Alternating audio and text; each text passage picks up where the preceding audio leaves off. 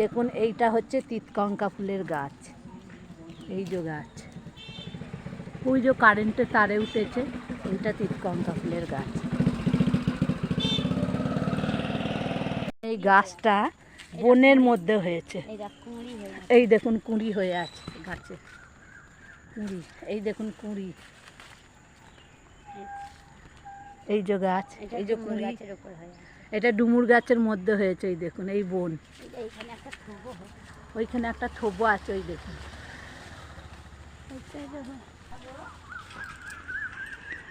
এগুলোর আমি পকোড়া করব পেঁয়াজ দিয়ে। আজ আমি এই ফুলগুলো আজ আমি আপনাদের নতুন রান্না দেখাচ্ছি। এই ফুল দেখেছেন কি না জানি না, এই প্রথম হয়তো দেখতে পারেন।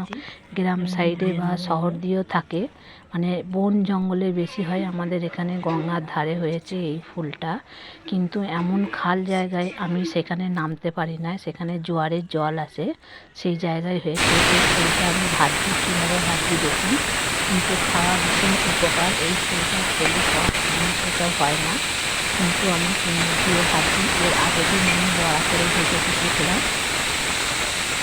এটা একটু আতি তাঁতি ধরনের, যেরকম উচ্ছে ভাজলে খেতে লাগে ঠিক সেরকম। এটা আমি পেঁয়াজ দিয়ে ভাজি, পেঁয়াজ নুন হলুদ হালকা করে ভাজি। এটা ভীষণ উপকার, খাওয়া ভালো।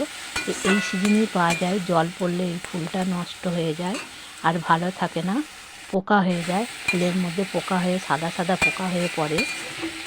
যতক্ষণ জল না পড়বে এই গাছটা ফুল হতেই থাকবে, কিন্তু এই সময় জল পড়লে আর এই ফুলটা থাকে না, ঝরে পড়ে যায়। ভীষণ উপকার এই ফুলটা, আর ভীষণ ভালো খেতে, খুব টেস্ট। আমি নুন হলুদ দিয়ে ভেজে নিলাম, হালকা করে ভাজবো। খুব সুন্দর খেতে, একদম নতুন ধরনের রান্না। আপনারা খেয়ে এরকম ফুল দেখতে পেলে নিয়ে এসে ঘরে ভেজে খাবেন, খেয়ে বলবেন কেমন হয়েছে।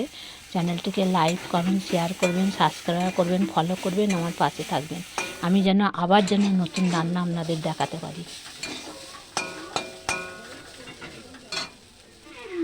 একদম সম্পূর্ণ নতুন রান্না এটা।